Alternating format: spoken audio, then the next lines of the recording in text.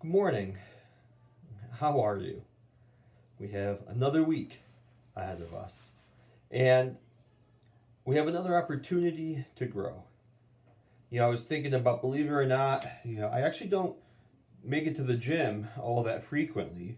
I know it's hard to believe, but even before this, I would go from time to time, but definitely not a regular per se. But one thing I do know about exercising is if I go to the gym and I lift weights, and all I do is the bench press, and I just take the bar and I just put out 100 reps.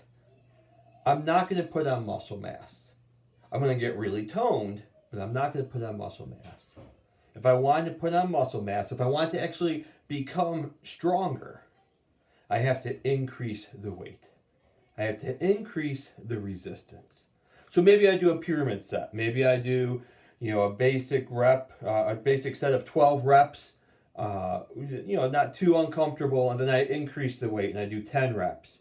Then I increase it, do 8, then I increase it and do 6. And by the time I do 5 and 6 of that last set, my muscles should be burning.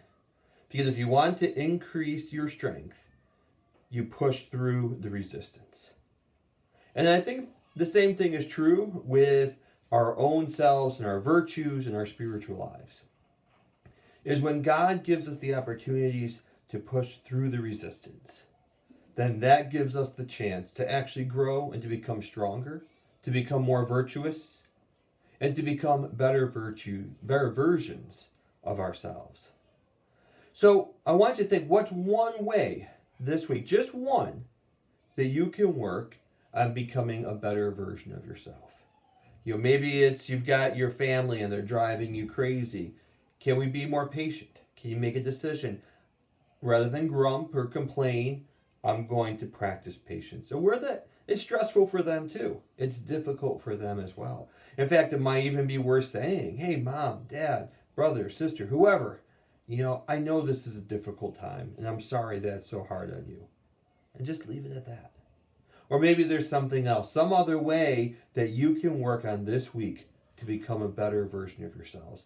Because as we do that, we actually grow in holiness. We become more virtuous.